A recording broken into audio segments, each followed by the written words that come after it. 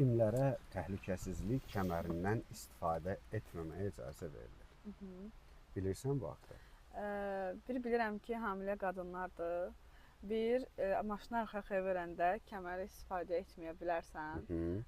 Daha sonra bir də ki, polislər falan olur ki, hansı ki, görəv başında olanda belə deyək də, vacib iş gördükləri anda bu ambulans işçilərinə falan mən bildiyim qədərilə taxmasalar olar.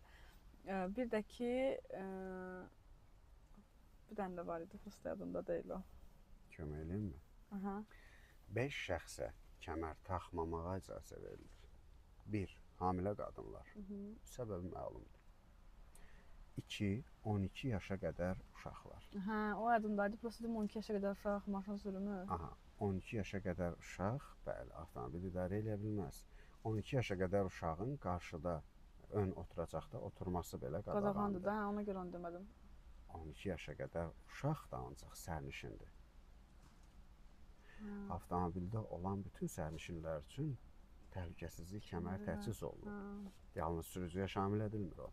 Demək ki, 12 yaşa qədər uşaqlar, 12 yaşına qədər uşaqlar niyə kəmər taxmaya bilər? Çünki onlar üçün xüsusi oturacaqlar olur və o xüsusi oturacaqlar avtomobilin oturacağına bərk edilir. O oturacaq ki var, xüsusi uşaqlar üçün olan oturacaq, onun öz kəməri olur. Ancaq bu böyüklər üçün nəzərdə tutulmuş kəmər uşaq taxsa, o onun boğaz nahiyəsindən keçər. 3. Təlimçilər. Təlimçi də hər zaman yox, təlim zamanı, yəni sən öyrənirsən, mən öyrədirəm. Bu zaman mənə də təhlükəsizlik kəmərindən istifadə etməməyə icazə verilir ki, lazım gələrsə mən əyilib müdaxilə edə bilim. 4. Avtomobili arxa-arxaya sürən sürücülər. Səbəb də odur ki, lazım gəlsə, avtomobili geriyə hərəkət etdirən sürücü çevrilib də baxmalıdır, əyilib də baxmalıdır, hərəkət edə bilməsi üçün. 5.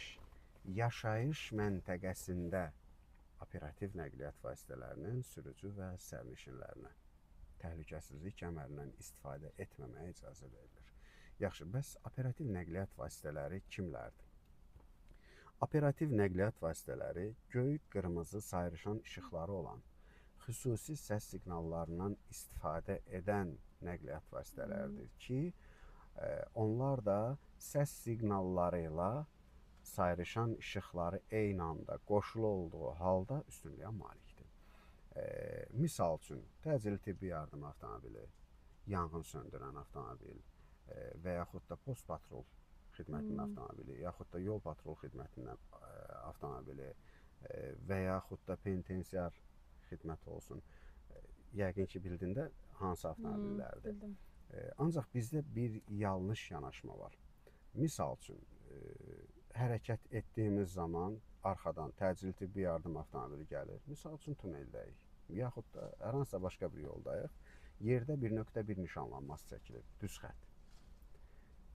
Biz düşünürük ki, biz deyəndə əksər sürücülər düşünür ki, təcili tibbi yardım avtomobilinə yol vermək üçün qaydaları pozaraq 1.1 nömrəli nişanlanmanı, yəni düz xəttin tələbini pozub sağa çəkilib ona yol verməlidir. Xeyr. Yaxud da işıqforun qırmızı bölməsi yanır, qırmızıda keçib ona yol verməlidir. Xeyr.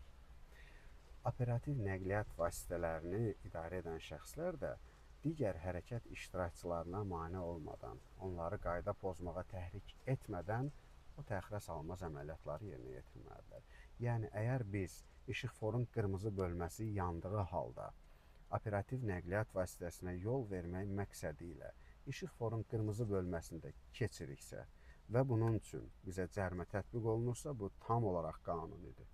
Qanunsuz bir şey yoxdur. İmkan daxilində onlara yol vermək lazımdır. Aydındır? Əgər yol vermək iqtidarında olduğumuz halda yol verməsək, bəli, onda qayda pozmuş olur.